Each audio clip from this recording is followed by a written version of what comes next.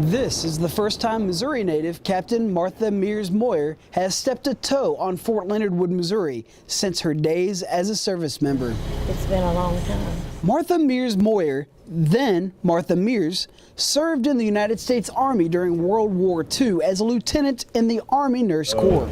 Good morning. Ma'am, how are you? I'm blessed. Though these doors of the Warrior Transition Unit, or WTU, were not the entrance she walked through in the 40s, she still remembers her role helping soldiers recover from their wounds during her war. And believe me, the hospital and everything has changed considerably. And I've changed. For the better, I hope.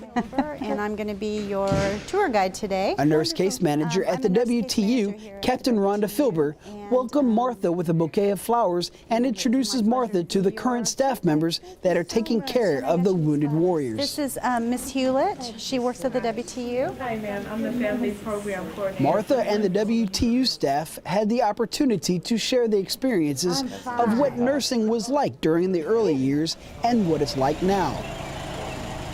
Martha's next stop on her grand military tour is General Leonard Wood Army Community They have Hospital. all kinds of really neat photographs on the walls. Soaking in the historic pictures and sharing her memories with those around her, Martha slowly walked down the hall to a conference room where she had the first of 3 opportunities to tell her story as an Army nurse. The hospital was set up before the nurses were taken into Normandy. We did get there on D-Day +4. Martha spoke about the things she remembers, the types of wounds the soldiers would come into the hospital with, and how medicine has improved a lot since the war. Though she encountered the good times and the bad times, she was always thankful and humble to be a nurse in the United States Army. That's a wonderful thing about being a nurse. There's always a way to make a living. The retired military nurse ended her story and met with each audience member, sharing smiles, hugs, and a message of thanks before the staff headed back to work. Many thanks to you all now. Martha and her entourage went to the hospital dining facility and shared great conversation. I was wondering if you would autograph my World War II, my D-Day magazine, because they have a section in here on the nurses that... Where did you get this? They were selling it in the grocery stores. Sergeant Blake, who was just listening to Martha's story, went back to look for her after reading about D-Day in his copy of Time magazine during lunch. Well, I appreciate it very much. Thanks, Mel. After lunch, the U.S. Army Military Police Corps Museum Director, Mr. James Rogers, greeted the guest of honor and took her for a tour through the museum. She paid special attention to a display she remembers all too well. This display honors the female soldiers from her era. They did a lot of hard work. With a full afternoon of meeting, greeting, and visually reliving history, it was dinner time. Martha was led to a special restaurant about 20 miles off base, which she said just blew her away this evening. I heard the name Cave Restaurant, okay. Well, then when they started driving in here, I've been here before. She describes the details climbing up a rickety set of stairs and the happenings of this location before the restaurant was built. This was a hangout. It wasn't this big. We had a postage stamp dance floor in here with a jukebox. So this is deja vu. I'm back where I started. Just like the nights in the 40s on this same slab of rock, this night of surprises were just the beginning for Martha. Captain Moyers, we do have a certificate of appreciation that we would like to present to you. We do very much appreciate all that you've done for us today. Ma'am, I have another gift for you. This one here, a little more significant. Captain Moyers, this is World War II medal. Martha was speechless with these awards of recognition she just received by the battalion commander, Lieutenant Colonel John Jurgensmeyer. I'm going to call Command Sergeant Major Timothy Meers up here. As her great-nephew, Command Sergeant Major Timothy Meers was called up to acknowledge his Aunt Martha's service. She had a message for him. You're gonna have to do something to beat this, I'll tell you. I'm gonna work on it.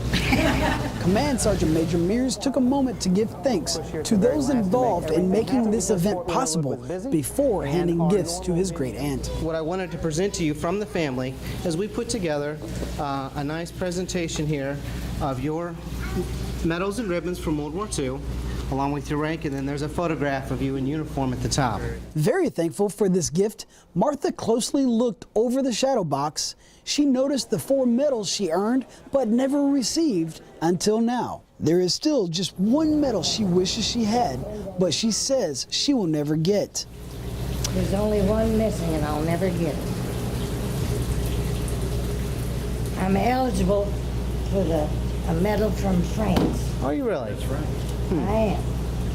And when I went back for the 50th anniversary, I was supposed to meet with some Frenchmen to get them the Meritorious Medal of France.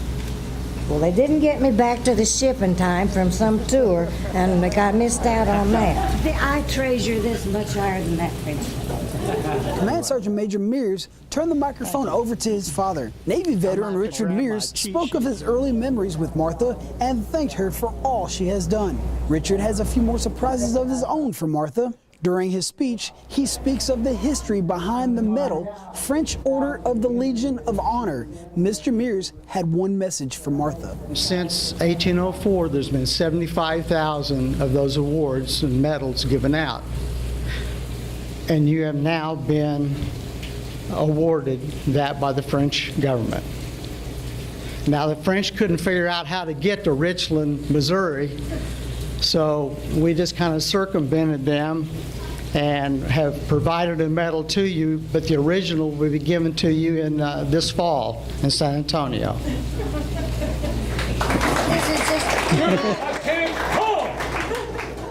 After an emotional day of seeing what Fort Leonard Wood has become, Martha Meers Moyer was struck speechless by the love of her family and the respect from the people she met today. But even more than that, everybody who came in contact with her was moved by her spirit and heart. This amazing 94-year-old is still drawing from the strength she learned from her parents and the experiences she had saving lives when in war. How are you?